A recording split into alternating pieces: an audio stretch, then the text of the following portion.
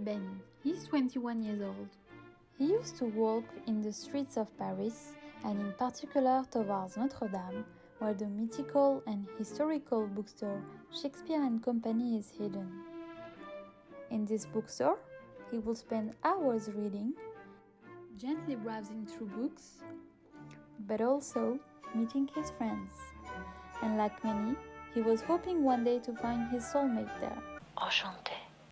Then, his careless visits were over with the heat of the COVID pandemic. He had to stay at home, miss his friends and all the books and the atmosphere of the bookstore. So not only did he suffer from the pandemic, the bookstore did as well. Indeed, Shakespeare and Company, which united all the lovers of English literature, had to close its doors. Luckily, the company decided to launch their website, and Ben was hired by the bookstore to improve it, to make sure the love for Shakespeare and Company could be held alive and spread around the globe. He thought of some easy-to-implement, evidence-based suggestions that would revive the bookstore in the middle of the pandemic. You may ask, what did he suggest to the bookstore manager? Well, Shakespeare & Co. is a legendary bookshop. It is the first to sell English books in France, and it has a unique historical value in uniting different European countries. It is the bookshop's atmosphere, internationally well-known image, and its history that gives Shakespeare & Co. a significant comparative advantage. However, sometimes we say that their history and culture is not cultivated enough. This is a major marketing gap that has a direct impact on their brand image. But here's how we're going to solve it. First, Shakespeare & Company should start having online sessions from the bookshop with many authors, experts, and well-known influencers as guests. With the bookstore's international reputation, many authors are likely to be interested in participating. Using this new strategy, Shakespeare & Co. will be able to translate the historic atmosphere of the bookshop into an online environment, and they will surely attract more customers as they will be influenced by the opinion of the experts and idols.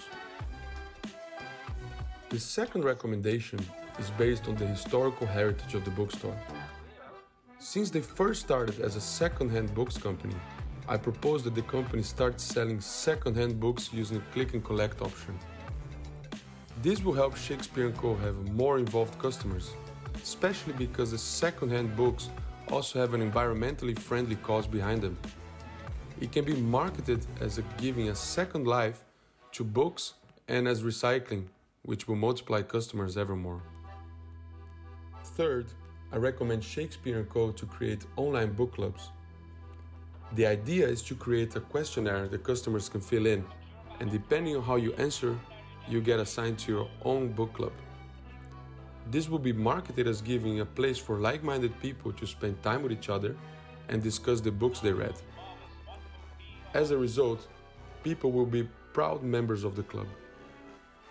This will both bring new customers that want to connect and create meaningful relations, as well as give them a sense of belonging within the Shakespeare & Co. community.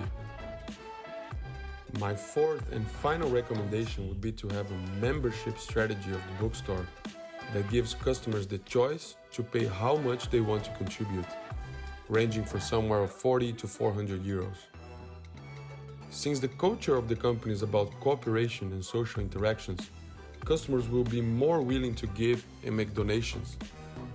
Their motivation to donate could also be for selfish reasons, as they want to feel good about their special actions.